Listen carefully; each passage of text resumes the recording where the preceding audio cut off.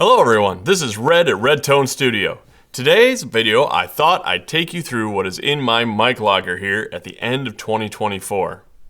If you're into recording or just curious about the gear that I use in my budget studio, you're in for a treat. Or if you are looking to stop by and record something, you can see what type of mics I've got on hand. I've got a ton of different mics in my collection, and I'll be walking you through each one, explaining what makes them special and how I use them in my studio.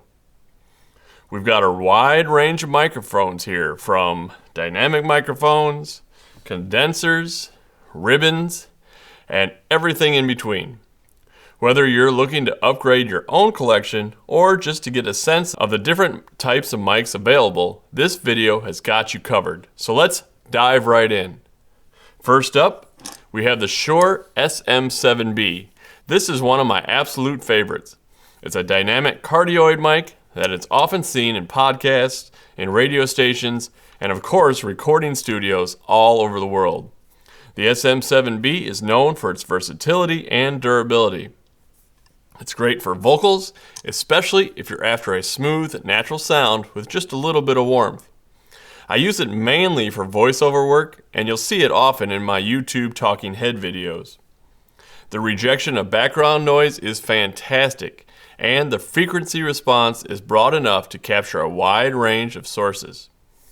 A must-have for any studio. One thing to note though, it does need a little bit of gain. So if you're using it with something like an interface, I recommend using a cloud lifter to boost the signal. Alright, next up, we've got the AKG C414 XLS2. This is far and away the most expensive mic that I have in my studio. If you need a mic that covers everything from vocals to acoustic instruments to drums, this is it. It is a large diaphragm condenser mic with selectable puller patterns. You get the cardioid, omnidirectional, figure 8, and then a few in-between spots.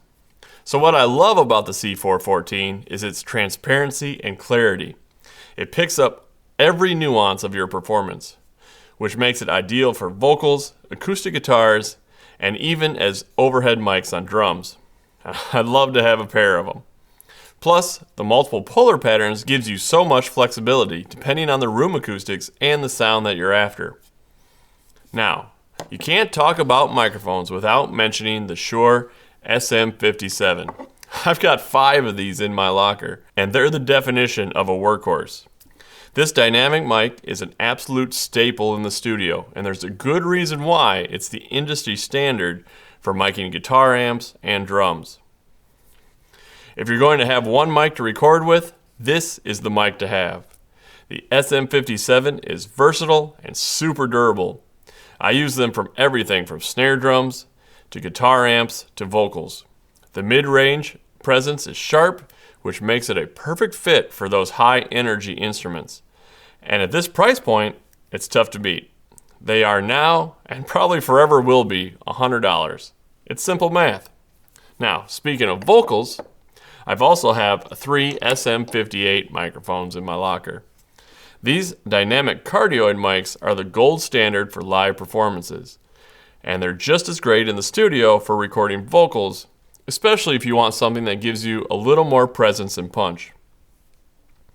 I use these when I need a reliable mic for live sound vibe, or if I'm working with an artist who prefers something that is a little bit more familiar. It's perfect for singers who need that classic bold sound. Another vocal mic in the mix is the GLS ES58. This is really just a great budget-friendly alternative to the SM58 and actually holds up pretty well live. It's got a similar design and sound profile, so if you're looking for something with a punchy, clear sound on a budget, this is a great option. I haven't had the chance to use it yet in the studio, but maybe it's due a mic shootout against a SM58 or the 57, and just to see how it holds up. So now let's talk about ribbons. This is a Fathead Cascade 2 ribbon mic. Ribbon mics are known for their smooth, natural sound, and they work great on a variety of sources, from brass and strings to guitars. I use it when I really need that vintage, warm sound or on something that puts out a lot of high frequency and is biting. I use it on electric guitars to get that smooth, dark tone, or maybe even on a crash cymbal to get a more darker tone. So next up is the AKG D112 or 112, a dynamic mic that is my go-to mic for low-end instruments. If you're recording kick drums, bass guitars, or anything that needs to handle a lot of low frequencies, this mic is a beast. It gives you that deep, punchy sound without distortion, making it perfect for heavy-hitting bass instruments. For my kick on the studio drums here, I use it inside the bass drum with it right up close to the beater to help me get as much smack as well.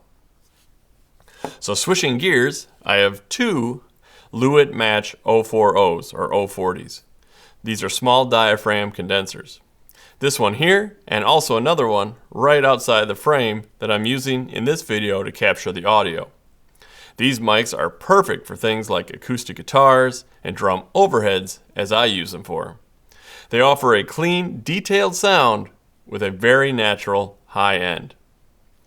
Now, if you're looking for a mic that's got that vintage vibe, we move to the Warm Audio WA47. This is one definitely worth checking into.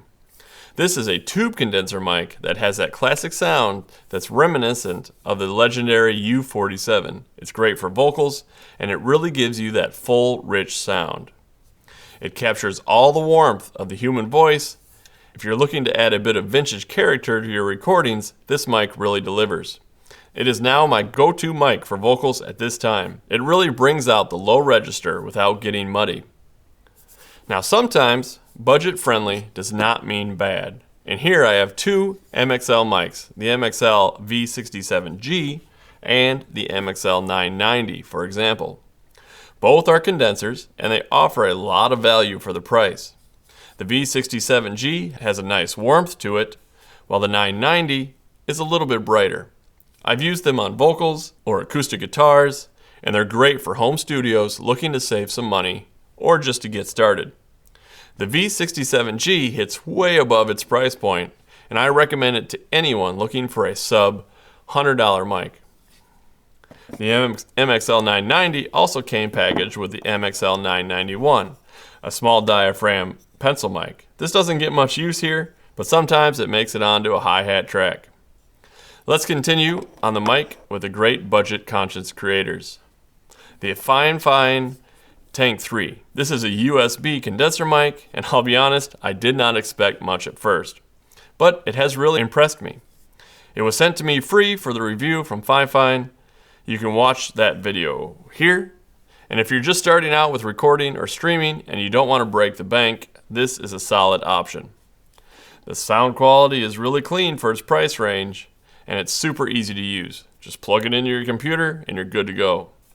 Now, while it's not as detailed as some of my higher-end mics in my collection, it holds its own for basic voice recordings, podcasts, or streaming games. Another affordable mic in my collection, kind of get the hint here, is the Lewitt LCT 240 Pro. This is a small diaphragm condenser mic that I often use for recording instruments like acoustic guitars, but it works great for vocals too. What I like about this mic is its clarity and its ability to capture natural detail without overemphasizing any frequencies. It's got a very balanced sound, which makes it super versatile, whether I'm miking an amp or capturing an acoustic guitar. LCT 240 Pro from Lewitt gives me a clean, transparent sound. So now let's move on to the Heil PR35. This dynamic cardioid microphone is the one I've used for live vocals when I was back in the band, and it never disappointed. The PR35 has a bit more of a hi-fi sound compared to other dynamics, and it is designed to give you a cleaner, more transparent response. Nowadays, I use it here in the studio when tracking bands live, and I want something a bit more punch and clarity than the traditional SM58. It's a mic that combines durability with excellent sound quality. Up next is the ECM 8000 from Behringer, which is a small condenser mic that is used for very specific situations where I need to capture a wide stereo field or a full room sound. This one here is known for its very flat frequency response, and I mainly use it with the software REW to check my room response and acoustic treatment. You can see it in most of my videos on creating this studio when I was working to get it as even as possible. So moving on, we've got the CAD GXL 220. It's an affordable condenser mic that gets used a lot in home studios, but honestly, I've never used it before. I bought it used for hardly anything and had planned to gut it and replace all the components. But this is a project that I just haven't gotten around to yet. It also came with a small pencil condenser as well, but again, never used it. So there you have it, a tour of my complete mic locker. From classic workhorses like the SM57 to the versatile C414 and the vintage warmth of the WA47. And then everything in between, including some fantastic budget-friendly options like the Fine Tank 3 and the MXL mics.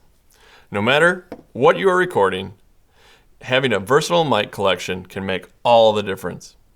If you're curious about any of these mics we talked about today, or if you have any questions about which mic might be good for your studio setup, feel free to drop me a comment below. I love talking gear, and I'd be happy to help. And if you want to see a mic shootout between any of these, let me know.